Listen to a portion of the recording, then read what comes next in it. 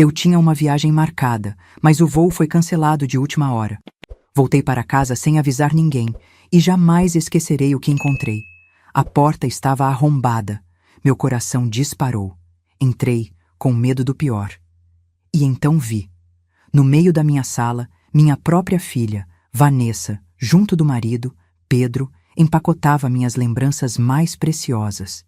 Entre elas, o retrato de casamento pintado à mão que meu falecido esposo me deu no nosso aniversário de 30 anos. Gritei. O que está acontecendo aqui? Eles congelaram ao me ver, como ladrões flagrados pela luz crua de um farol. Mãe! Gaguejou Vanessa, derrubando a caixa com minhas porcelanas antigas. Você não devia estar no Canadá até semana que vem? Mas antes de continuar, confira se você já está inscrito no canal e escreva nos comentários. De onde você está assistindo este vídeo? Adoramos saber até onde nossas histórias estão chegando. Meu nome é Guardalupe Castanheira. Tenho 71 anos e até 3 dias atrás acreditava conhecer minha única filha. Depois de 5 anos de luto pela perda do meu marido Carlos, finalmente tinha encontrado coragem para viajar novamente. Minha irmã caçula, Cristina, mora em Toronto há mais de 20 anos e vinha insistindo que eu a visitasse. Guardalupe, você precisa sair dessa casa.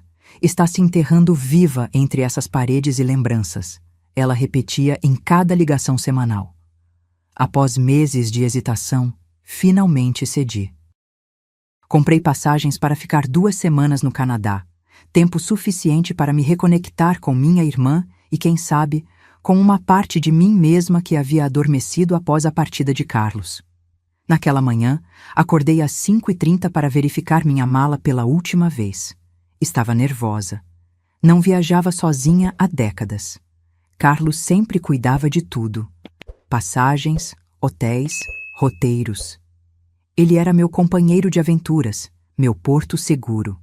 Agora eu enfrentaria o mundo novamente, sozinha. O táxi chegou pontualmente às 7h. Dei uma última olhada em nossa casa. Cada canto guardava uma memória, cada objeto contava uma história nossa. A mesa de centro onde jogávamos cartas nas noites de sexta. O relógio de parede que Carlos ajustava religiosamente todo domingo. O retrato pintado à mão que ele me deu no nosso aniversário de 30 anos, onde estávamos dançando, jovens e apaixonados, no dia do nosso casamento. Vai ficar tudo bem, senhora? Perguntou o taxista, um senhor simpático que notou minhas mãos trêmulas ao fechar a porta. Sim, respondi, engolindo o nó na garganta. Apenas não estou acostumada a deixar a casa vazia. Vanessa sabia da viagem. Eu havia contado a ela há 1 mês, e na véspera, ela e Pedro vieram jantar comigo, trazendo uma garrafa de vinho e votos de boa viagem. Divirta-se, mãe. Você merece esse tempo com a tia Cristina, Vanessa disse ao me abraçar. E não se preocupe com nada aqui. O aeroporto estava movimentado como sempre. Fiz o check-in, passei pela segurança e encontrei meu portão de embarque com tempo de sobra.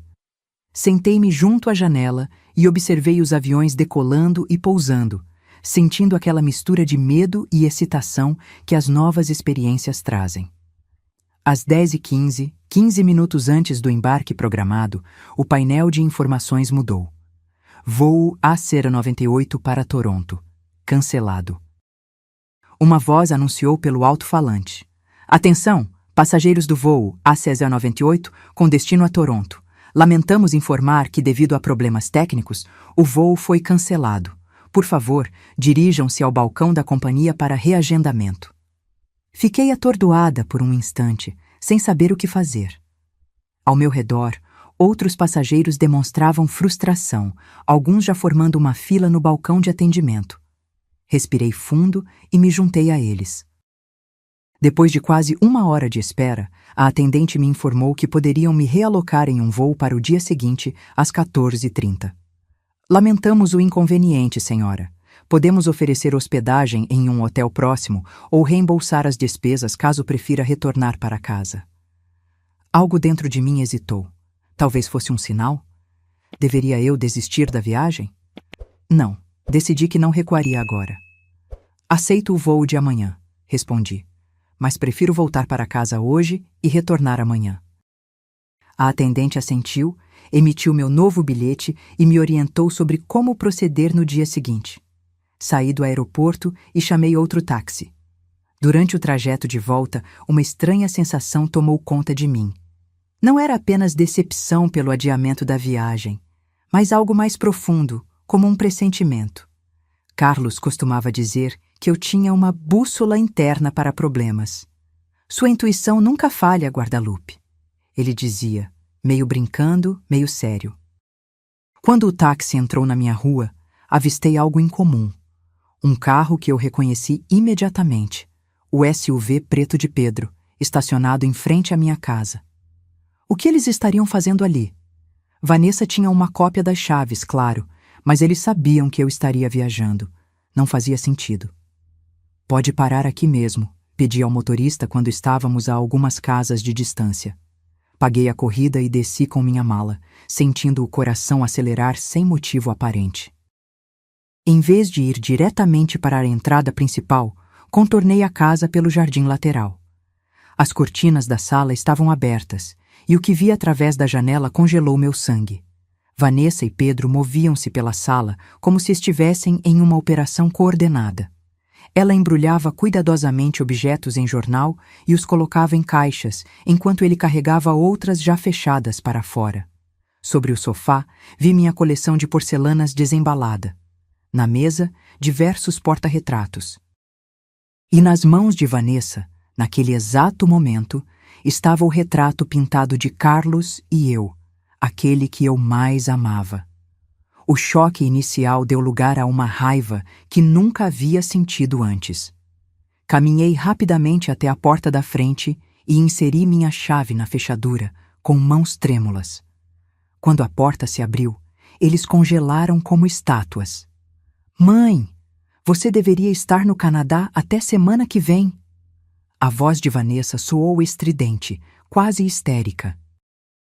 O retrato escorregou de suas mãos, e só por reflexo consegui me adiantar e segurá-lo antes que atingisse o chão. O que vocês estão fazendo na minha casa? Perguntei, minha voz surpreendentemente calma, apesar da tempestade que se formava dentro de mim. Pedro recuperou-se primeiro do choque. Dona Guadalupe, que surpresa! Nós só estávamos... Suas palavras morreram quando viu minha expressão. Olhei ao redor.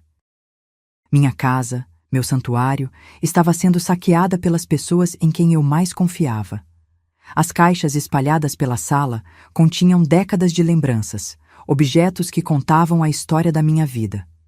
Quanto tempo? Perguntei, segurando o retrato contra o peito como um escudo. Há quanto tempo vocês estão roubando de mim? O silêncio que se seguiu foi mais revelador que qualquer confissão. Mãe, não é o que parece, Vanessa finalmente disse, sua voz tremendo levemente. Ela deu um passo em minha direção, mas recuei instintivamente. Não se aproxime, ordenei, sentindo uma frieza que nunca imaginei que poderia dirigir à minha própria filha. Responda minha pergunta. Há quanto tempo? Pedro e Vanessa trocaram olhares. Aquela comunicação silenciosa de cúmplices que compartilham um segredo. Alguns meses, Pedro admitiu finalmente. Começou com pequenas coisas. Pequenas coisas? Repeti, incrédula. O que exatamente são pequenas coisas quando se trata de roubar sua própria mãe? Caminhei pela sala, examinando as caixas já fechadas.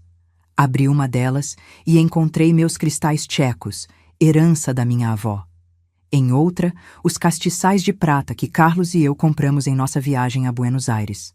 Objetos carregados de história, de significado, reduzidos a itens em caixas, prontos para serem levados. Onde estão minhas joias? Perguntei subitamente, lembrando do conjunto de pérolas que Carlos me dera no nosso 25º aniversário. E o relógio de bolso do pai de Carlos? E os anéis da minha mãe? Vanessa baixou os olhos, incapaz de sustentar meu olhar. Foi resposta suficiente. Vocês já os venderam, não foi? Estamos com problemas financeiros, mãe, Vanessa finalmente confessou. Pedro perdeu o emprego há 6 meses. Estamos afogados em dívidas. O banco está prestes a tomar nossa casa. E isso lhe dá o direito de roubar a minha? Cortei, sentindo a raiva crescer. Isso justifica entrar na minha casa quando acham que estou longe e levar o que não lhes pertence? Pedro deu um passo à frente, assumindo uma postura defensiva. Com todo respeito, dona Guadalupe, essa casa é grande demais para a senhora. Todos esses objetos, a senhora nem usa a maioria deles. Estão aqui só juntando poeira enquanto nós estamos prestes a perder tudo o que temos. Suas palavras me atingiram como um tapa. A audácia, a frieza calculista por trás daquele raciocínio. Vocês planejaram isso, não foi? Perguntei, a compreensão me atingindo como uma onda. Vocês esperaram que eu viajasse para poder levar o máximo possível sem que eu percebesse. O silêncio deles foi ensurdecedor. Caminhei até o telefone sobre a mesa lateral. Vou chamar a polícia. Mãe, pelo amor de Deus! Vanessa exclamou, o pânico evidente em sua voz. Você não faria isso com sua própria filha. Minha filha? Retruquei, sentindo uma dor profunda que ia além da raiva. Minha filha não roubaria de mim. Minha filha não esperaria que eu saísse de casa para levar minhas lembranças mais preciosas. Minhas mãos tremiam enquanto pegava o telefone. Pedro adiantou-se rapidamente. Senhora, vamos conversar, por favor. Podemos resolver isso como família. A palavra família, na boca dele, soava como uma profanação. Família não rouba um do outro. Família não trai confiança dessa maneira. Naquele momento, olhei para o retrato em minhas mãos. Carlos e eu, jovens, sorrindo, cheios de esperança para o futuro. Um futuro onde criamos nossa filha com amor, valores, honestidade. Onde será que havíamos errado? Saiam da minha casa, disse finalmente, minha voz surpreendentemente firme. Agora. Mãe, Vanessa tentou argumentar, lágrimas escorrendo por seu rosto. Agora, repeti, mais alto desta vez, e deixem tudo o que pegaram. Cada objeto, cada lembrança, tudo. Pedro parecia pronto para argumentar, mas algo em minha expressão deve tê-lo dissuadido. Ele pegou Vanessa pelo braço e a conduziu em direção à porta. A senhora vai se arrepender disso, ele murmurou ao passar por mim. Somos sua única família. Quem vai cuidar da senhora quando não puder mais se virar sozinha? A ameaça velada nas palavras dele não passou despercebida. Era isso que eu significava para eles? Um fardo futuro? Uma fonte de recursos a ser explorada?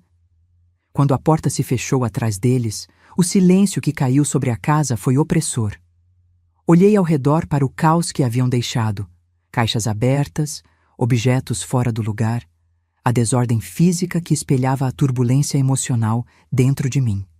Sentei-me no sofá, ainda abraçada ao retrato, e permiti que as lágrimas finalmente viessem. Chorei pela traição, pela ingratidão, pela solidão que subitamente parecia muito mais profunda do que nos 5 anos desde que Carlos partira. Quando as lágrimas secaram, algo dentro de mim havia mudado. A dor permanecia, mas havia também uma determinação renovada. Carlos sempre dizia que eu era mais forte do que pensava. Levantei-me e caminhei até o telefone novamente. Desta vez, não hesitei. Disquei o número da minha melhor amiga, Beatriz, que morava a 2 casas de distância. Bia, é Guadalupe? Preciso da sua ajuda urgentemente e preciso do nome de um bom chaveiro. Vou trocar todas as fechaduras hoje mesmo. O chaveiro chegou 1 hora depois. Era um homem de meia idade chamado Augusto, que ouviu minha explicação abreviada, com um assentimento compreensivo e sem fazer perguntas desnecessárias.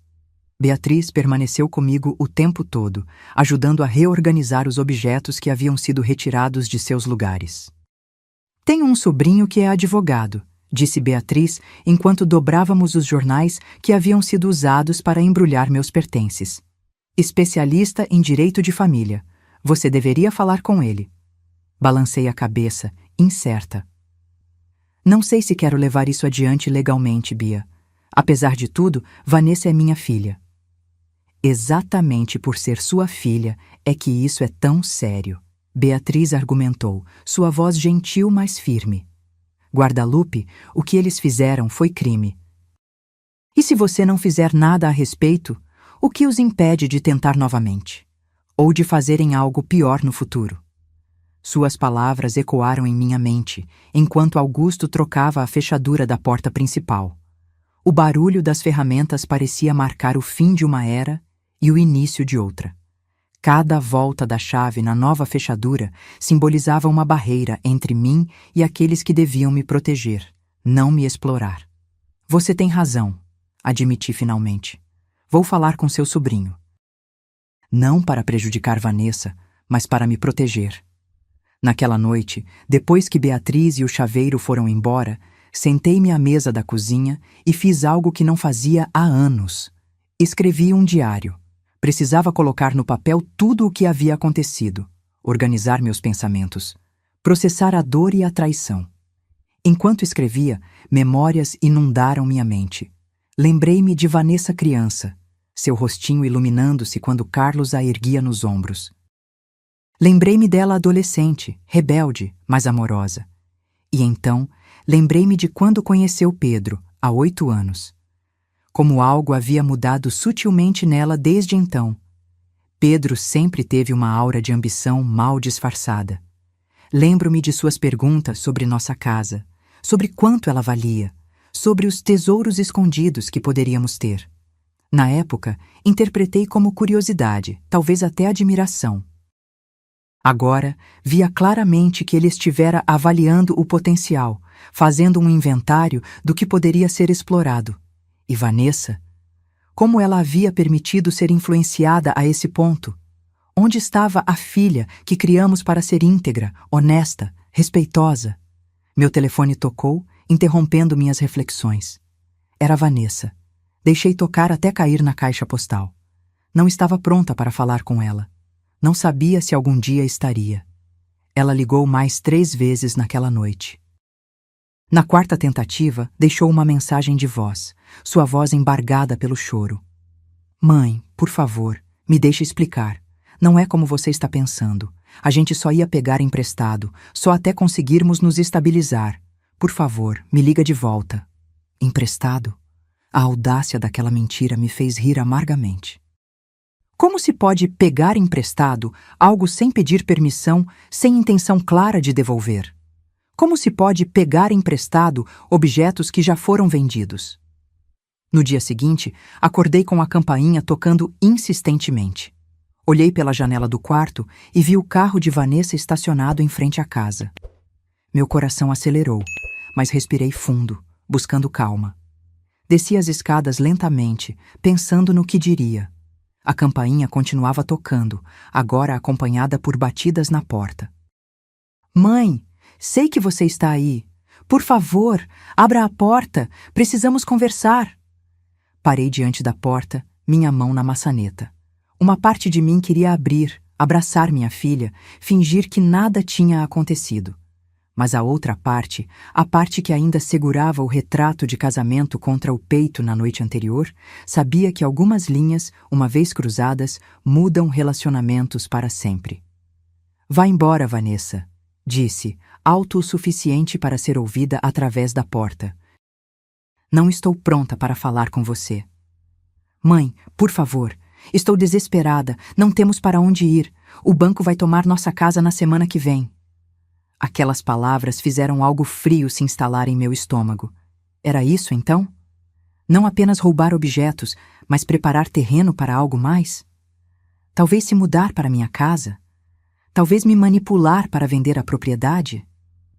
Isso não justifica o que você fez, respondi, mantendo minha voz firme. Você poderia ter me pedido ajuda honestamente. Em vez disso, escolheu me roubar. Não estávamos roubando! Ela gritou, frustração evidente em sua voz. Estávamos apenas reorganizando as coisas. Íamos devolver tudo. A mentira descarada me atingiu como um soco no estômago. Reorganizando? Embrulhando cuidadosamente para transporte? Vendendo minhas joias sem meu conhecimento? Vanessa, estou falando com o advogado da Bia hoje à tarde. Sugiro que você e Pedro façam o mesmo. Esta conversa acabou. Houve um longo silêncio do outro lado da porta, seguido por um soluço abafado. Então, ouvi os passos dela se afastando, a porta do carro batendo e o motor sendo ligado. Apoiei-me na porta, sentindo minhas pernas fracas. Havia sido mais difícil do que imaginei, mas também sabia que havia sido necessário.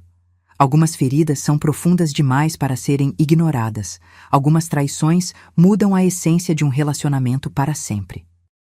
Naquela tarde, conforme prometido, encontrei-me com Roberto, o sobrinho de Beatriz. Ele era um homem jovem, mas com olhos sábios e uma maneira calma de falar que inspirava confiança. Dona Guadalupe, ele disse após ouvir minha história, o que sua filha e seu genro fizeram configura crime de furto qualificado por abuso de confiança. Além disso, pelo que me conta, existe a possibilidade de eles estarem planejando algo mais elaborado, talvez envolvendo sua casa. Você acha que eles tentariam me forçar a vender? Não sei se chegariam a tanto, mas é importante proteger-se legalmente. Sugiro que façamos 3 coisas imediatamente: um boletim de ocorrência sobre os itens já subtraídos, uma notificação extrajudicial exigindo a devolução ou ressarcimento e uma revogação de qualquer procuração que a senhora possa ter concedido a eles no passado. Meu sangue gelou. Procuração? Sim, qualquer documento que dê a eles poderes para agir em seu nome. Lembrei-me então da procuração que havia assinado 2 anos antes, quando fiz uma cirurgia no quadril. Na época, Vanessa sugeriu que seria prudente ela poder resolver questões bancárias e burocráticas enquanto eu estivesse convalescendo. Eu assinei uma procuração para Vanessa há 2 anos, quando fiz uma cirurgia. Confessei, sentindo um novo medo se instalar. Roberto franziu o senho. Vamos verificar o escopo dessa procuração imediatamente e revogá-la hoje mesmo. Quando saí do escritório de Roberto naquela tarde, sentia-me simultaneamente aliviada e aterrorizada. Aliviada por ter tomado medidas concretas para me proteger, aterrorizada pela magnitude do que poderia ter acontecido se não tivesse retornado para casa inesperadamente naquele dia. A procuração que eu havia assinado era muito mais abrangente do que deveria ser para uma situação temporária pós-cirúrgica. Ela dava a Vanessa poderes para vender propriedades, fazer transações bancárias significativas e até mesmo contrair empréstimos em meu nome. Quem preparou este documento? Roberto havia perguntado, seu tom profissional não conseguindo mascarar completamente a preocupação. Um advogado que Pedro recomendou, respondi, lembrando-me do homem de terno barato e sorriso oleoso. Ele disse que era o padrão para situações como a minha. Isso não é padrão, Dona Guadalupe. Isso é predatório. As palavras de Roberto ecoavam em minha mente enquanto eu caminhava do ponto de ônibus até minha casa. O sol começava a se pôr, lançando longas sombras pelo caminho. Uma brisa fresca carregava o perfume de jasmim do jardim da Dona Cecília, minha vizinha do outro lado da rua. Em qualquer outro dia, eu teria parado para admirar a beleza daquele entardecer. Hoje, mal notei. Ao dobrar a esquina para minha rua, vi algo que me fez congelar. O carro de Pedro estacionado em frente à minha casa novamente. Mas desta vez, ao lado dele, estava outro veículo que eu não reconheci. Uma van branca, sem identificação. Escondi-me atrás de uma árvore e observei a distância. Pedro conversava com 2 homens ao lado da van. Um deles segurava o que parecia ser uma prancheta e Pedro apontava repetidamente para minha casa. Meu coração disparou. O que eles estavam planejando agora? Silenciosamente, peguei meu celular e liguei para Beatriz. Bia, estou na esquina da minha rua. Pedro está na frente da minha casa com 2 homens que não conheço. Eles têm uma van branca sem identificação. Fique onde está, Beatriz respondeu imediatamente. Estou ligando para o Roberto e saindo de casa agora mesmo. Em menos de 5 minutos, Beatriz apareceu em seu pequeno carro vermelho. Ela parou onde eu estava e me fez entrar rapidamente. Roberto está a caminho com um oficial de justiça, ela informou enquanto manobrava o carro para ter uma visão melhor da minha casa. Ele conseguiu uma medida protetiva emergencial depois que vocês se encontraram. Ninguém pode entrar na sua casa sem sua permissão expressa. Observamos de longe enquanto Pedro continuava sua conversa com os homens desconhecidos. Um deles tirou uma câmera e começou a fotografar a frente da minha casa, incluindo as janelas e a porta. O outro fazia anotações na prancheta. "O que você acha que eles estão fazendo?" perguntei, um novo temor crescendo em mim. "Não sei ao certo, mas não parece bom", Beatriz respondeu, sua voz tensa. "Parecem avaliadores de algum tipo." 20 minutos depois, que pareceram uma eternidade, um carro oficial estacionou próximo à minha casa. Roberto desceu, acompanhado por um homem uniformizado. Eles se aproximaram diretamente de Pedro e dos dois desconhecidos. Não conseguíamos ouvir a conversa, mas a linguagem corporal dizia tudo. Pedro primeiro parecia confiante, depois defensivo e finalmente derrotado. Os dois homens da van rapidamente guardaram seus equipamentos e partiram, deixando Pedro sozinho com Roberto e o oficial. "Vamos lá", disse Beatriz, ligando o carro novamente. "Acho que é seguro agora." Quando nos aproximamos, Pedro já estava entrando em seu carro. Ele me lançou um olhar que misturava raiva e algo mais, talvez medo, antes de partir rapidamente. Roberto veio ao nosso encontro, seu rosto sério, mas com um leve sorriso de satisfação. "Chegamos bem a tempo, Dona Guadalupe. Aqueles homens eram de uma imobiliária. Pelo que entendi da conversa, Pedro estava tentando agendar uma avaliação da sua casa para possível venda." "Venda?" repeti, atordoada. "Como ele poderia vender minha casa?" "Com a procuração que a senhora assinou", Roberto explicou pacientemente. "Felizmente, conseguimos revogá-la esta tarde e registrar a revogação antes que qualquer documento de venda fosse preparado." A realidade da situação me atingiu com força total. Não era apenas sobre objetos, sobre joias ou lembranças. Era sobre minha casa, meu lar. O lugar onde Carlos e eu construímos uma vida juntos, onde criamos Vanessa, onde cada canto guardava uma memória preciosa. "Eles iam me deixar sem nada", murmurei, mais para mim mesma que para os outros. Roberto assentiu gravemente. "Receio que esse fosse o plano. Vender a casa, possivelmente alegar que foi com seu consentimento. A procuração daria a eles aparência de legalidade." "E para onde eu iria?" perguntei, a voz falha. "Provavelmente ofereceriam para você morar com eles", Beatriz sugeriu, seu braço em volta dos meus ombros. "Em um quarto pequeno, talvez até no porão, controlando seu dinheiro, sua liberdade."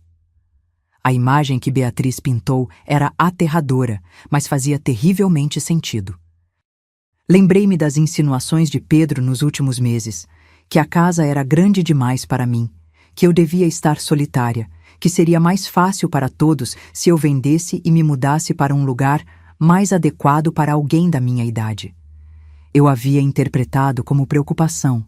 Agora via que era o início de uma manipulação cuidadosamente planejada.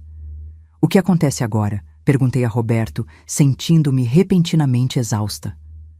"Agora a senhora está protegida", ele assegurou. "A medida protetiva proíbe que eles se aproximem da senhora ou da sua casa, sem consentimento expresso. A revogação da procuração foi registrada, e amanhã vamos à delegacia registrar o boletim de ocorrência sobre os itens subtraídos." "Eles podem ser presos?" A pergunta escapou antes que eu pudesse contê-la. Uma parte de mim ainda lutava com a ideia de ver minha própria filha enfrentando consequências criminais. "É uma possibilidade", Roberto admitiu. "Mas há outras opções. Podemos buscar um acordo de restituição, por exemplo.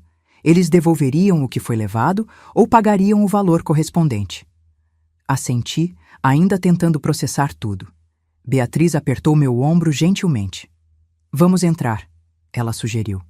"Você precisa descansar. Foi um dia difícil." Enquanto caminhávamos para a porta da casa, com sua nova fechadura reluzente, notei algo diferente na sensação do lugar. não era mais apenas meu refúgio, meu santuário de memórias. Era agora também um símbolo de resistência, de autopreservação. A casa que Carlos e eu construímos não seria tomada sem luta. Obrigada, disse para Roberto e Beatriz quando entramos. Não sei o que teria acontecido se vocês não estivessem aqui para me ajudar. É para isso que servem os amigos, Beatriz respondeu sorrindo. Agora, que tal um chá enquanto discutimos os próximos passos? Enquanto preparava o chá na cozinha, uma calma estranha desceu sobre mim. A dor da traição ainda estava lá, profunda e pulsante, mas ao lado dela crescia algo novo. Uma determinação feroz de proteger o que era meu, de não me deixar ser vítima novamente. Carlos sempre dizia que eu era mais forte do que pensava. Talvez estivesse na hora de provar que ele estava certo. A noite foi longa e inquieta. Cada ruído me fazia despertar, imaginando que Vanessa ou Pedro haviam encontrado uma maneira de entrar na casa, apesar da medida protetiva. Levantei-me várias vezes para verificar as portas e janelas, mesmo sabendo que estavam seguras. Pela manhã, quando o sol finalmente rompeu através das cortinas, senti-me exausta, mas estranhamente resolvida. Vesti-me com cuidado, escolhendo um conjunto que Carlos sempre elogiava. Um terninho azul marinho que, segundo ele, me dava um ar de determinação. Hoje eu precisaria dessa determinação. Roberto havia marcado um horário na delegacia para registrarmos o boletim de ocorrência às 10 horas. Beatriz insistiu em me acompanhar, o que aceitei com gratidão.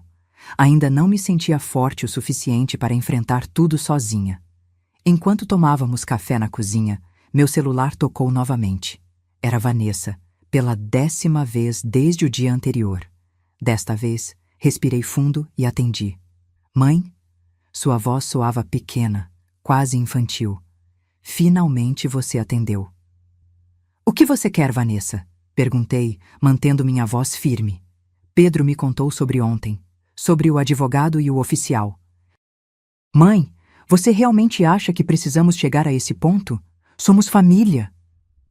A palavra família me causou uma pontada de dor aguda. Família não rouba. Família não trai. Família não conspira pelas costas. Vanessa, vocês planejavam vender minha casa sem meu conhecimento. O que vocês fariam comigo depois? Onde eu iria viver? Houve um longo silêncio do outro lado da linha. Quando ela finalmente falou, sua voz era defensiva. Claro que você moraria conosco. Teríamos espaço suficiente com o dinheiro da venda.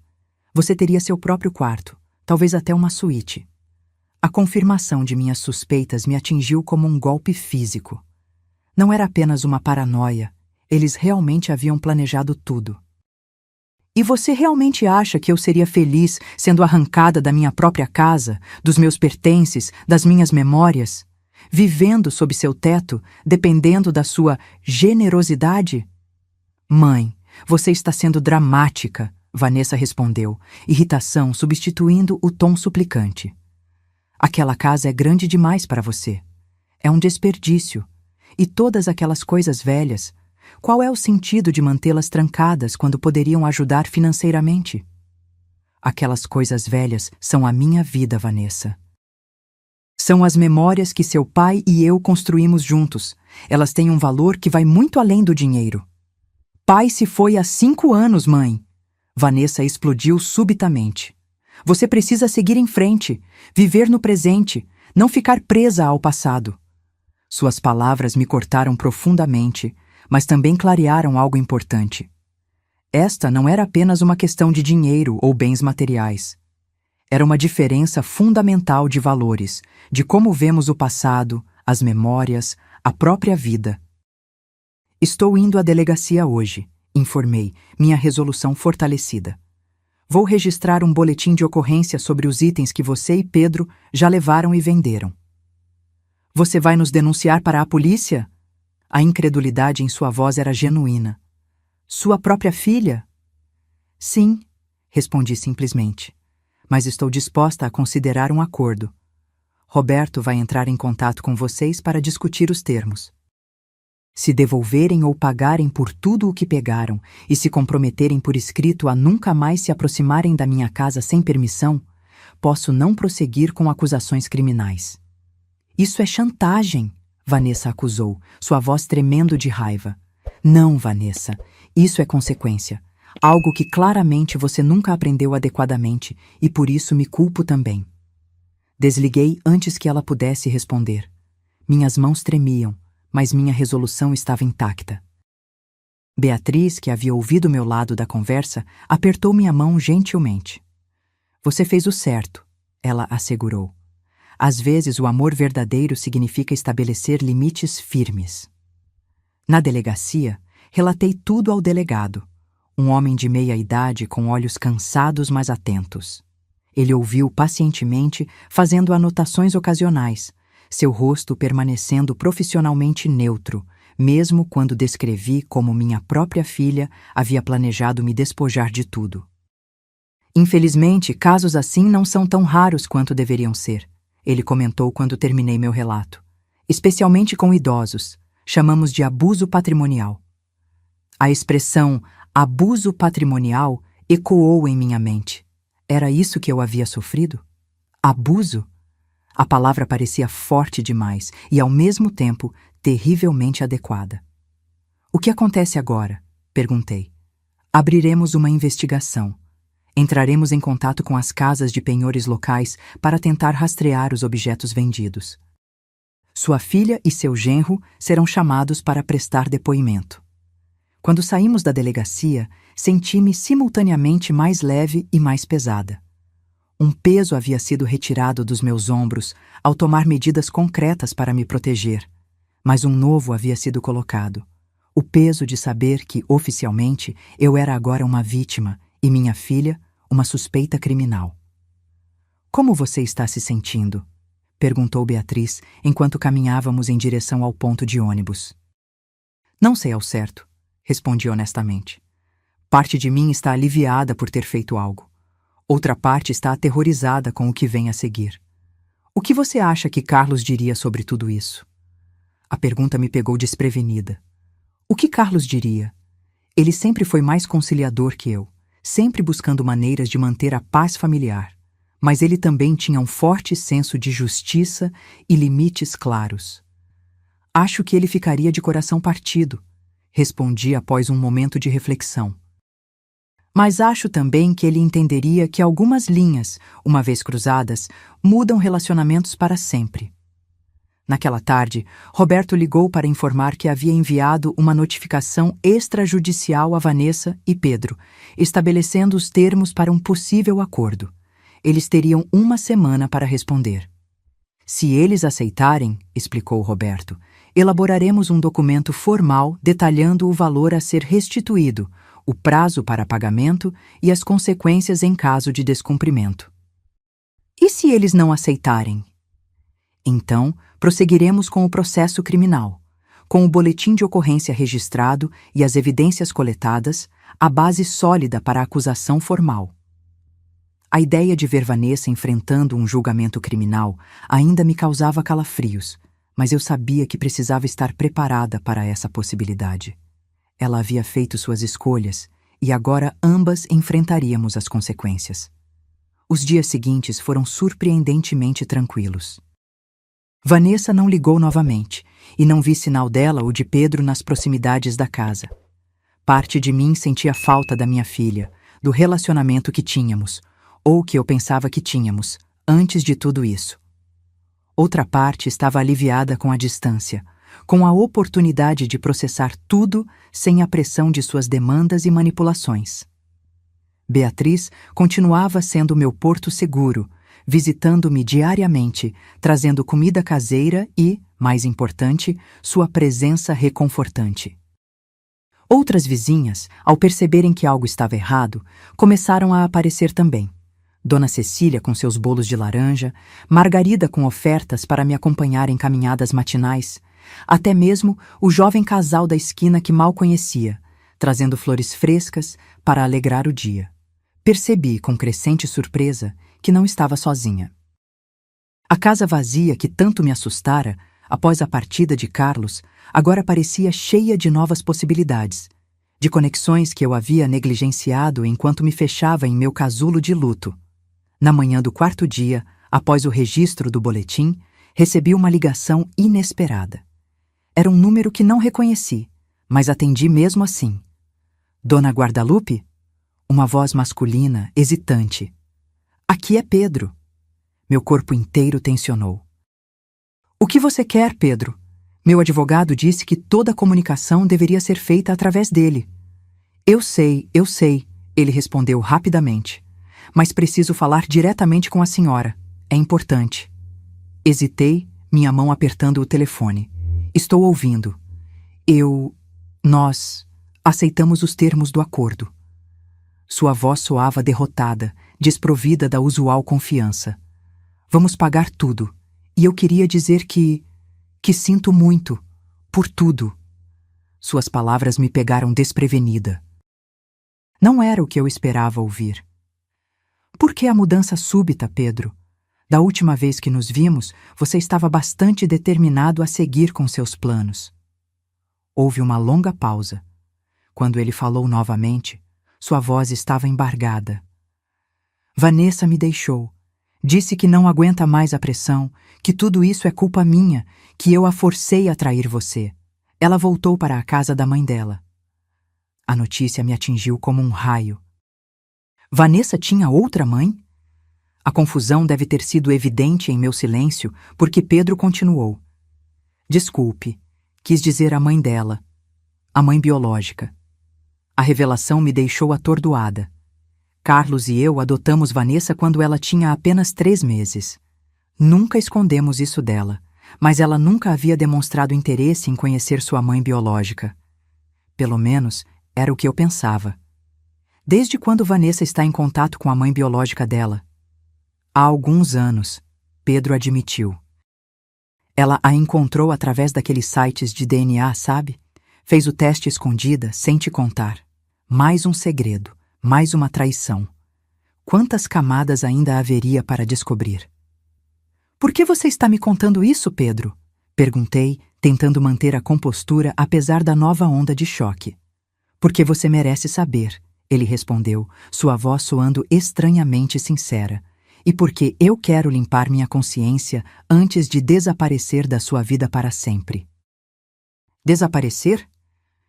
Estou me mudando para o sul. Vou recomeçar em Porto Alegre. Meu irmão mora lá. Vai me ajudar a encontrar trabalho. Ele fez uma pausa. Mas antes de ir, quero devolver tudo o que puder. E pagar pelo que não pode ser devolvido. Senti uma mistura confusa de emoções.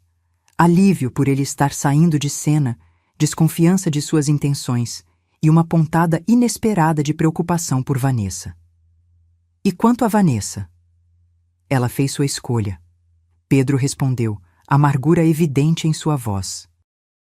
Ela está morando com a tal Solange agora. A verdadeira mãe, como ela diz. Aquelas palavras me atingiram como facas. Verdadeira mãe. Depois de tudo, as noites em claro com febre, as festas de aniversário cuidadosamente planejadas, o apoio constante e incondicional durante seus altos e baixos, eu havia sido descartada, substituída. Dona Guadalupe? A voz de Pedro me trouxe de volta ao momento. A senhora ainda está aí? Estou, respondi, minha voz mais firme do que eu esperava. Você disse que quer devolver o que levaram. Quando pretende fazer isso? Posso ir até sua casa amanhã, se a senhora permitir. Tenho algumas coisas que consegui recuperar. O relógio de bolso, alguns dos livros antigos, e trouxe um cheque com o valor das joias que vendemos. Não é muito, mas é tudo o que consegui juntar. Venha às 14h, instruí. E Pedro, venha sozinho. Depois de desligar, sentei-me imóvel por longos minutos, absorvendo essa nova realidade. Vanessa não apenas havia traído minha confiança. Ela havia encontrado uma substituta, uma verdadeira mãe para tomar meu lugar. Liguei para Beatriz, que chegou em questão de minutos, preocupação evidente em seu rosto. Guadalupe, você está pálida. O que aconteceu? Contei-lhe sobre a ligação de Pedro, sobre Vanessa ter encontrado sua mãe biológica, sobre as palavras que me cortaram profundamente. Verdadeira mãe, repeti, sentindo lágrimas quentes escorrerem pelo meu rosto. Como se eu não fosse real, como se os 43 anos que passei criando-a, amando-a, não significassem nada. Beatriz me abraçou com força. Oh, Guadalupe, sinto tanto. Sabe o que é pior? Continuei, quando consegui controlar o choro. Uma parte de mim ainda quer protegê-la, ainda quer correr atrás dela, trazê-la de volta, consertar tudo. Porque você é mãe, Beatriz disse simplesmente, verdadeira, real e completa, independente do que Vanessa pense agora. No dia seguinte, às 14 horas em ponto, a campainha tocou. Beatriz havia insistido em ficar comigo para o encontro com Pedro, e Roberto também estava presente, por precaução legal. Quando abri a porta, quase não reconheci o homem diante de mim. Pedro parecia ter envelhecido anos em apenas uma semana. Seus olhos estavam encovados, seu rosto abatido, seu usual ar de confiança completamente ausente. Entre, convidei sem emoção. Ele carregava uma caixa de papelão e uma pasta. Colocou-a sobre a mesa da sala e recuou um passo, como se tivesse medo de se aproximar demais de mim. Consegui recuperar alguns itens, explicou, abrindo a caixa. O relógio de bolso do Sr. Carlos, alguns dos livros raros, 2 das estatuetas de porcelana. A maior parte das joias já tinha sido vendida, mas trouxe este cheque com o valor que conseguimos por elas. Roberto examinou os itens e o cheque, assentindo lentamente. Isso cobre aproximadamente 70% do valor estimado dos itens subtraídos, ele comentou, olhando para mim. É uma quantia substancial, considerando as circunstâncias. E o restante? Perguntei diretamente a Pedro. Posso fazer pagamentos mensais, ele ofereceu. Enviar para qualquer conta que a senhora indicar. Tenho tudo por escrito aqui. Ele apontou para a pasta. Roberto revisou os documentos, fazendo algumas anotações e ajustes. Finalmente, assentiu novamente. Parece adequado. Precisaremos formalizar isso apropriadamente, mas é um bom ponto de partida. Enquanto Roberto e Pedro discutiam os detalhes legais, peguei o relógio de bolso de Carlos da Caixa. Era um objeto simples, mas incrivelmente significativo. Havia pertencido ao pai dele e ao pai do pai antes disso. Era uma herança de família, algo que deveria ter passado para Vanessa um dia. E quanto ao retrato? Perguntei subitamente, interrompendo a conversa deles. O retrato pintado do meu casamento com Carlos. Ele não está aqui. Pedro baixou os olhos desconfortável. Vanessa o levou quando saiu. Disse que era a única coisa que queria manter. Senti uma pontada aguda no peito. Aquele retrato era meu tesouro mais precioso, a lembrança mais vívida que tinha de Carlos e dos dias felizes que compartilhamos. Onde ela está agora? Perguntei, uma nova resolução se formando em mim. Preciso do endereço dessa tal Solange. Pedro pareceu hesitar, mas diante do meu olhar firme, cedeu. Ela está morando em um apartamento na Vila Mariana. Tenho o endereço aqui.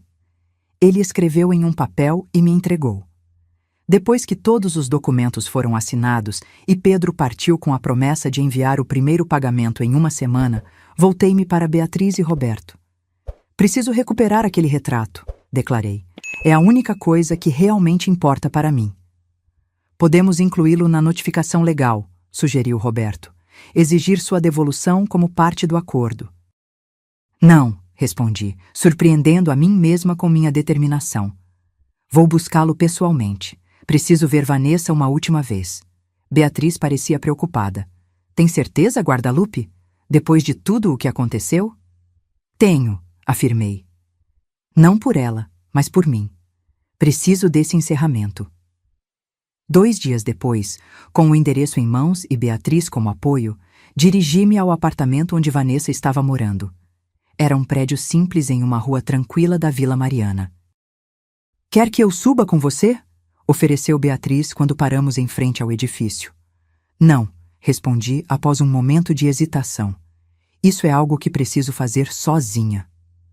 Subir aquelas escadas foi uma das coisas mais difíceis que já fiz. Cada degrau parecia me aproximar não apenas de Vanessa, mas também de um confronto final com a realidade da nossa relação quebrada. Quando bati à porta do apartamento 302, meu coração batia tão forte que achei que poderia ser ouvido do outro lado. Houve um longo silêncio, seguido pelo som de passos se aproximando. A porta se abriu, e ali estava Vanessa.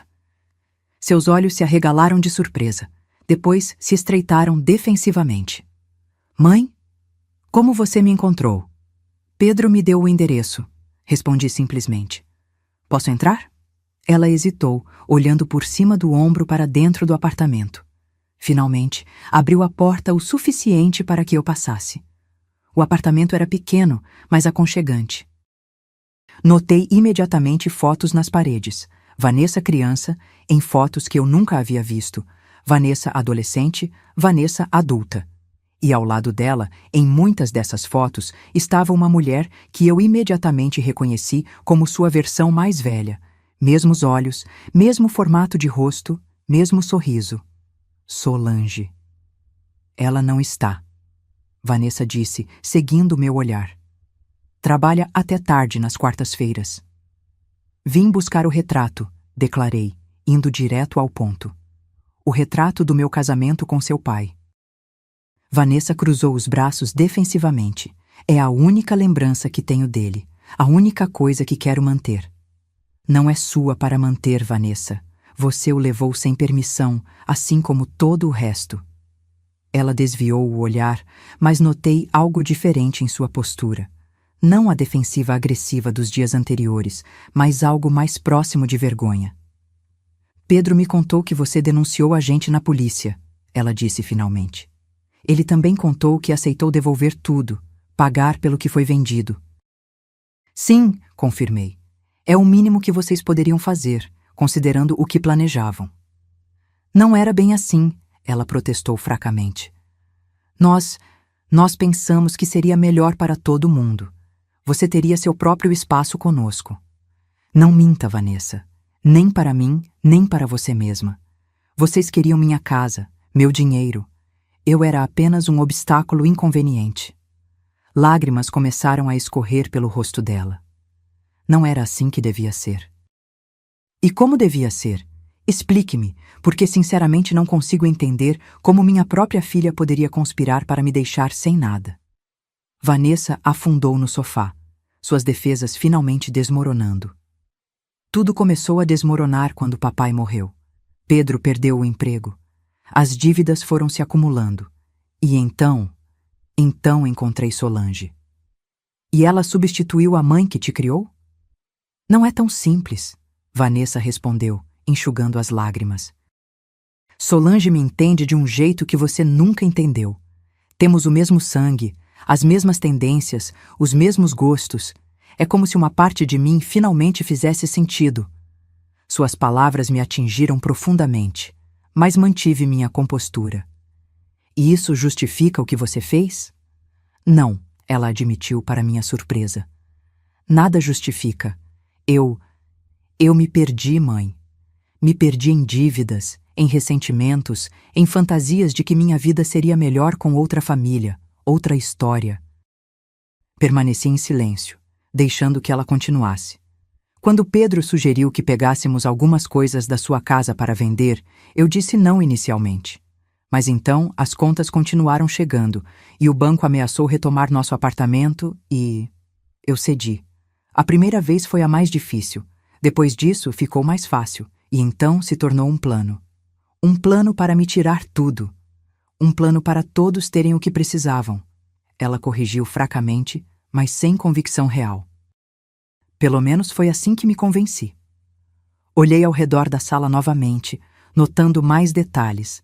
Livros nas estantes que pareciam pertencer a alguém com interesses sofisticados, um violoncelo em um canto, uma estante de vinhos modesta, mas bem selecionada. A casa de alguém com gosto, educação, refinamento. Ela é professora universitária, Vanessa comentou, notando meu interesse. Literatura latina. Parece impressionante, respondi sinceramente. Talvez eu devesse conhecê-la um dia. Em circunstâncias diferentes. Vanessa me olhou com surpresa. Você não a odeia? Por que odiaria uma mulher que não conheço? Ela não me roubou, Vanessa. Ela não traiu minha confiança. Você fez isso. Você e Pedro. Vanessa baixou os olhos novamente. Depois de um momento, levantou-se e caminhou até um armário. De lá, retirou com cuidado o retrato. Carlos e eu, jovens e radiantes, dançando em nosso casamento, preservados para sempre naquelas pinceladas delicadas. Aqui está, ela disse, entregando-o para mim com mãos trêmulas. Sinto muito, mãe. Por tudo. Eu realmente sinto muito. Peguei o retrato, sentindo seu peso familiar e reconfortante em minhas mãos. Olhei para os rostos sorridentes ali retratados e depois para o rosto abatido da minha filha. Você sabe o que é mais triste nisso tudo, Vanessa? Que se você tivesse vindo a mim, contado sobre seus problemas financeiros, sobre ter encontrado sua mãe biológica, sobre qualquer coisa, eu teria te apoiado. Teria encontrado uma maneira de ajudar. Porque é isso que mães fazem, mães de verdade. Lágrimas escorriam livremente pelo rosto dela agora. Eu sei, ela soluçou. Agora eu sei. O caminho de volta para casa foi silencioso. Beatriz respeitou meu estado contemplativo, dirigindo calmamente enquanto eu segurava o retrato no colo, ocasionalmente passando os dedos pela moldura ornamentada. Conseguiu o que foi buscar, ela comentou quando finalmente estacionamos em frente à minha casa. Sim, respondi, olhando para o retrato.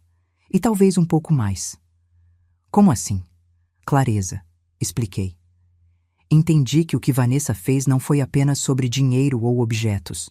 Foi sobre identidade, sobre pertencimento. Ela está lutando para entender quem ela é. Isso não justifica roubar a própria mãe, Beatriz observou com firmeza. Não, não justifica, concordei. E ela terá que viver com as consequências de suas escolhas. Mas entender os motivos traz uma certa paz, pelo menos para mim. Nos dias que se seguiram, estabeleci uma nova rotina. Todas as manhãs, caminhava pelo bairro com Margarida. Às tardes, frequentava um clube de leitura que Dona Cecília havia me convidado a participar. E às noites, sentava-me na varanda com uma xícara de chá, observando o céu e permitindo-me sentir a dor, a perda, mas também a liberdade crescente que vinha com o encerramento. Pedro cumpriu sua palavra. Todos os meses, pontualmente, um depósito aparecia em minha conta. Os itens que ele conseguira recuperar voltaram aos seus lugares de origem. A vida seguiu seu curso. Vanessa não tentou entrar em contato novamente após nosso encontro. Parte de mim sentia sua ausência agudamente, especialmente em datas como o meu aniversário, que passou em silêncio. Outra parte reconhecia que a distância era necessária para ambas, pelo menos por enquanto. 3 meses após o incidente, recebi uma carta inesperada. O envelope era de papel fino, a caligrafia elegante e desconhecida. Dentro, encontrei 2 folhas. A primeira era uma nota breve. Senhora Guadalupe, nunca nos conhecemos formalmente, mas compartilhamos algo precioso, o amor por Vanessa. Meu nome é Solange Viana, e sou a mãe biológica dela. Escrevo para lhe agradecer por ter criado uma filha maravilhosa. Apesar dos erros recentes, que não pretendo justificar ou minimizar, Vanessa é uma pessoa fundamentalmente boa, e isso se deve à educação e aos valores que a senhora e seu falecido esposo lhe proporcionaram. Sei que ela causou dor profunda e entendo que algumas feridas podem nunca cicatrizar completamente. Mas gostaria que soubesse que ela está genuinamente arrependida e trabalhando para reconstruir sua vida com base em princípios melhores. Incluo uma carta dela que me pediu para encaminhar. A decisão de lê-la é inteiramente sua. Com sincero respeito, Solange Viana. Fiquei olhando para aquelas palavras por longos minutos, sentimentos conflitantes turbilhonando dentro de mim. Finalmente peguei a segunda folha. A caligrafia familiar de Vanessa me causou uma pontada instantânea de nostalgia. Querida mãe, Já tentei escrever esta carta dezenas de vezes e nenhuma versão parece adequada. Como se pode pedir perdão por algo tão terrível? Como expressar um arrependimento tão profundo que dói fisicamente? Não espero seu perdão. Não mereço, mas preciso que saiba algumas coisas. Primeiro, encontrar Solange não diminuiu em nada o que você significa para mim. Ela me deu a vida, mas você me ensinou a viver. Ela me deu genes, mas você me deu valores. Segundo, não há um único dia em que não me arrependa profundamente do que fiz. A vergonha que sinto é constante, como um peso que nunca se alivia. Terceiro, estou tentando mudar, ser melhor. Encontrei um emprego como assistente numa escola primária. O salário é modesto, mas honesto. Faço terapia semanalmente. Estou aprendendo a enfrentar meus problemas de frente, não fugir deles ou culpar os outros. Sei que palavras são apenas palavras. Sei que confiança, uma vez quebrada, raramente é completamente restaurada.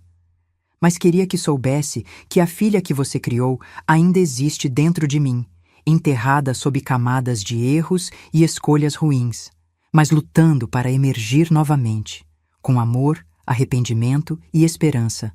Vanessa. Quando terminei de ler, percebi que estava chorando. Não eram lágrimas de raiva ou amargura, mas algo mais complexo. Tristeza pelo que havia sido perdido. Alívio por saber que minha filha estava tentando encontrar um caminho melhor e uma tênue, quase imperceptível, esperança. Guardei ambas as cartas em uma gaveta da escrivaninha, não descartadas, mas também não respondidas imediatamente. Precisaria de tempo para processar, para decidir se e quando estaria pronta para reabrir aquela porta. Naquela noite, sonhei com Carlos. Estávamos sentados na varanda, como costumávamos fazer nas noites de verão, suas mãos segurando as minhas. Você está se saindo bem, meu amor, ele dizia no sonho, seu sorriso tão vívido quanto na vida real, mais forte do que jamais imaginei. Acordei com aquelas palavras ecoando em minha mente, um estranho conforto envolvendo-me como um cobertor quente. Na manhã seguinte, levantei-me com um propósito renovado. Peguei o retrato recuperado, que havia colocado de volta em seu lugar de honra na sala, e o observei longamente. Os rostos jovens e esperançosos olhavam de volta para mim, congelados no tempo, mas de alguma forma ainda vivos em minha memória. Carlos, sussurrei para o retrato. Sempre soubemos que a vida não seria fácil. Mas nunca imaginamos este tipo de desafio, não é? Uma semana depois da carta de Vanessa e Solange, tomei uma decisão. Não estava pronta para um reencontro, mas também não queria deixar aquela porta completamente fechada. Peguei uma folha de papel e comecei a escrever. Vanessa, recebi sua carta e a de Solange. Obrigada por suas palavras honestas. Não posso prometer perdão imediato ou esquecimento. Algumas feridas levam tempo para cicatrizar, e a confiança, uma vez quebrada, é difícil de reconstruir. No entanto, reconheço seu esforço para mudar e melhorar. É o primeiro passo em um longo caminho. Talvez, com o tempo, possamos começar a reconstruir algo novo, não o que tínhamos antes. Isso se foi, mas algo diferente, baseado em verdade e limites claros. Por enquanto, preciso de espaço e tempo. Espero que você entenda e respeite isso. Guarda-lupe. Rele várias vezes, pesando cada palavra. Não era calorosa nem afetuosa, mas tampouco fechava completamente a porta. Era honesta, e a honestidade parecia ser o único fundamento possível para qualquer relacionamento futuro. Coloquei a carta em um envelope, escrevi o endereço de Solange que constava no remetente da carta recebida e a deixei sobre a mesa para enviar no dia seguinte. Não tinha certeza se era a decisão certa, mas sentia que era a decisão necessária naquele momento. A vida continuou seu curso. A primavera chegou, trazendo novas flores para o jardim que agora eu mesma cuidava, com a ajuda ocasional de Margarida. O clube de leitura se tornou um ponto alto da minha semana, e até comecei a frequentar aulas de aquarela na Casa de Cultura do bairro. Pedro continuou fazendo os pagamentos mensais conforme o acordo. Eventualmente, recebi uma carta informando que ele havia se mudado definitivamente para Porto Alegre e que os pagamentos continuariam através de transferências bancárias. Foi a última comunicação direta que tive com ele. 6 meses após o incidente, algo inesperado aconteceu. Estava regando as plantas quando a campainha tocou.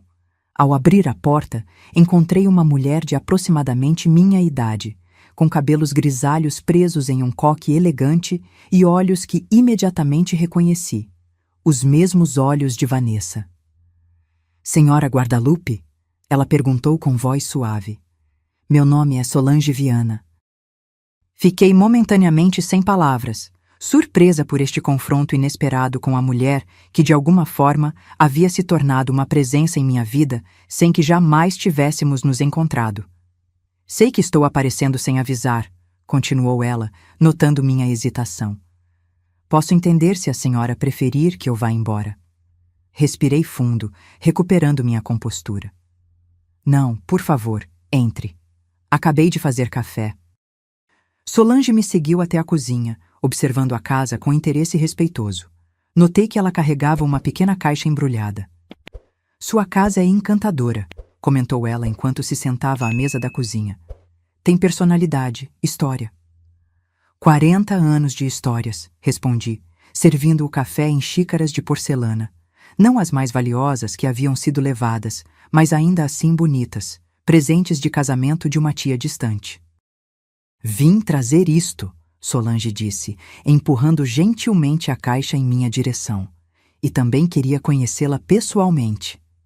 Abri a caixa com cuidado. Dentro, enrolada em papel de seda, estava uma pulseira de pérolas que reconheci imediatamente. Parte do conjunto que Carlos havia me dado no nosso 25º aniversário. Como?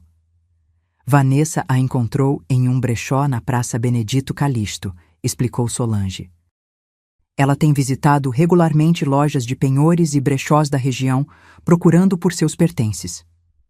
Fiquei em silêncio por um momento, segurando a pulseira, sentindo seu peso familiar. Como ela está? Perguntei finalmente. Melhorando, respondeu Solange com um sorriso cauteloso. Continua no trabalho na escola. Os alunos a adoram. Ela tem talento natural com crianças. Assenti, sentindo uma pontada de orgulho misturada com tristeza. Ela sempre teve. Guadalupe, Solange disse depois de um gole de café. Gostaria que soubesse que nunca foi minha intenção substituí-la ou diminuir o que você representa na vida de Vanessa.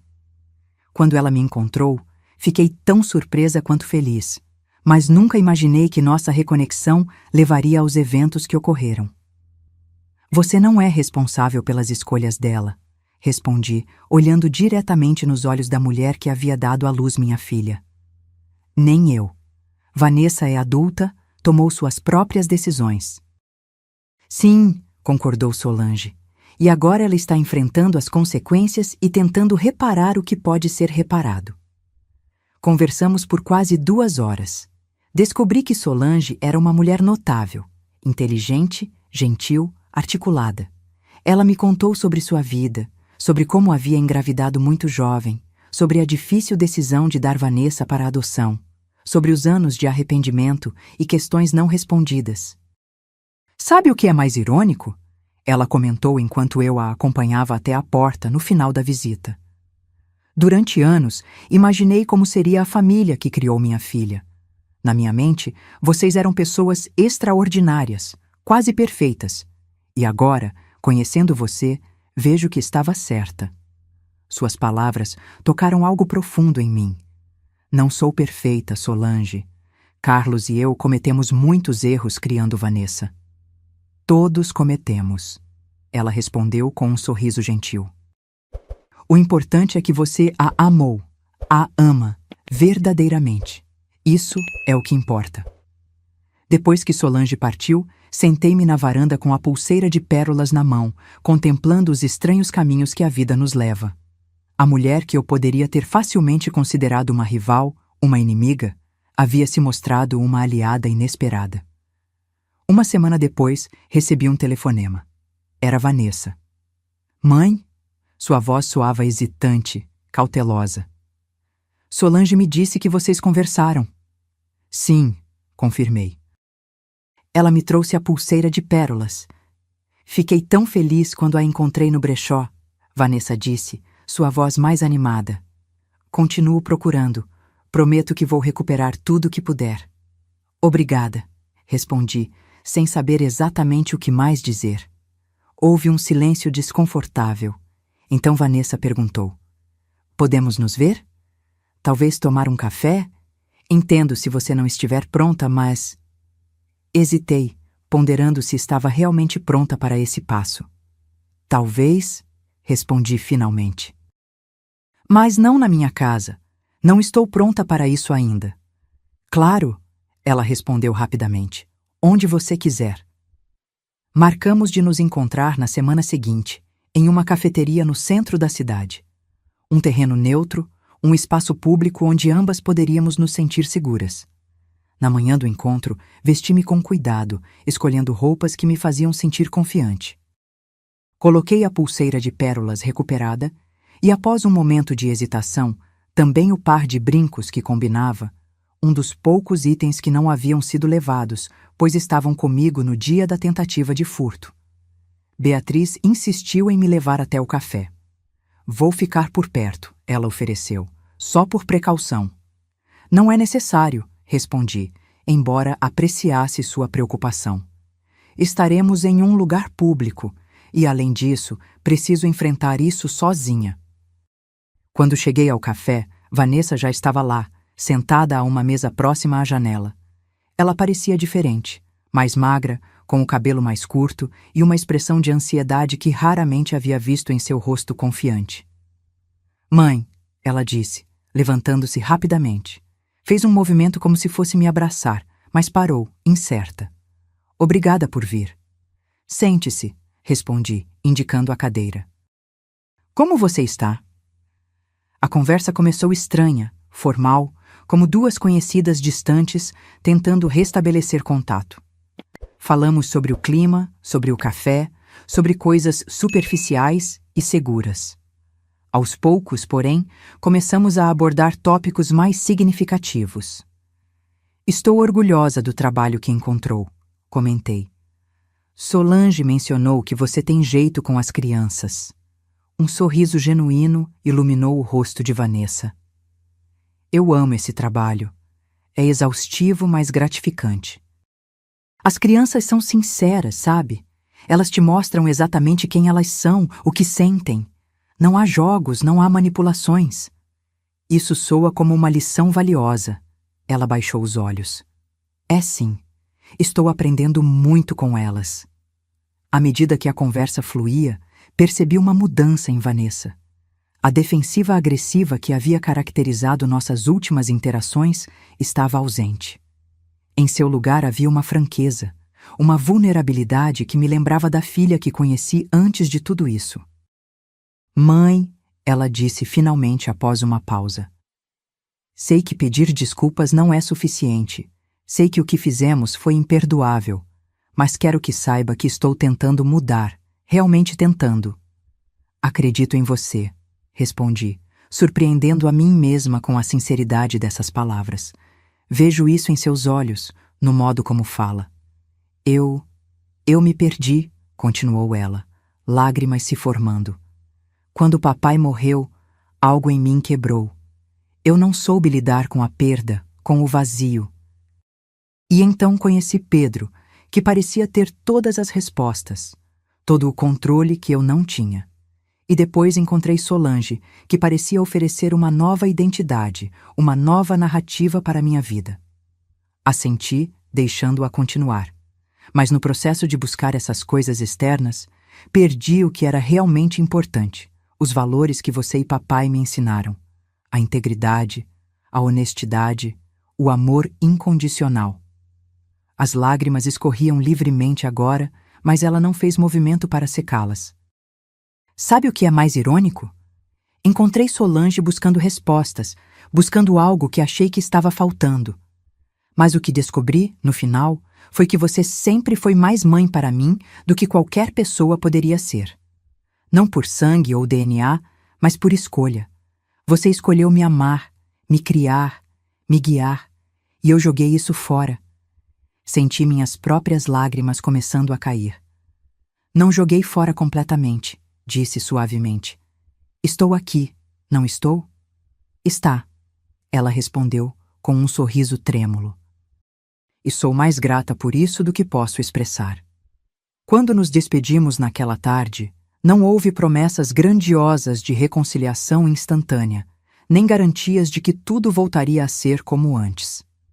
Em vez disso, houve algo mais valioso, um pequeno passo em direção a um novo entendimento, um novo tipo de relacionamento baseado em verdade, em limites claros e em expectativas realistas.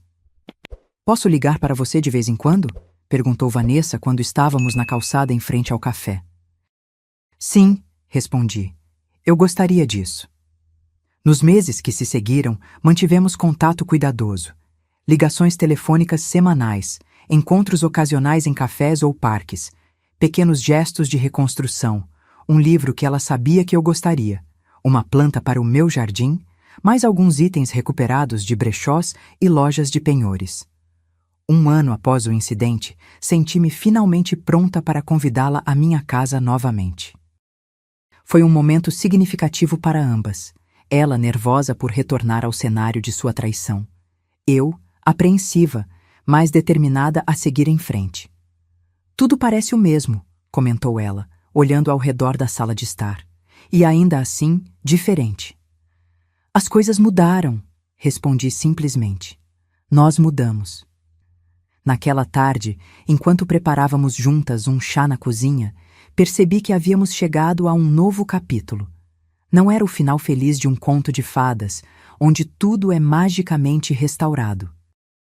Era algo mais realista, mais humano, uma história de feridas que cicatrizam deixando marcas, de relacionamentos que se transformam, se adaptam, encontram novos caminhos. O retrato de Carlos e eu ainda ocupava seu lugar de honra na sala. Às vezes, quando estava sozinha, ainda conversava com ele, contando-lhe sobre meus dias, sobre os progressos lentos mas constantes com Vanessa, sobre as pequenas alegrias e desafios da vida. Você estava certo, Carlos, sussurrei uma noite, olhando para seu rosto sorridente na pintura. Eu era mais forte do que pensava. A traição de Vanessa e Pedro havia abalado meus alicerces, desafiado minhas crenças mais fundamentais sobre família, confiança e amor. Mas das cinzas daquela devastação, algo novo havia emergido. Uma versão de mim mesma mais consciente, mais forte, mais capaz de estabelecer limites e defender o que era importante.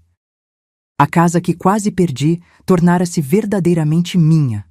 Não apenas um repositório de memórias do passado, mas um espaço vivo para criar novas memórias.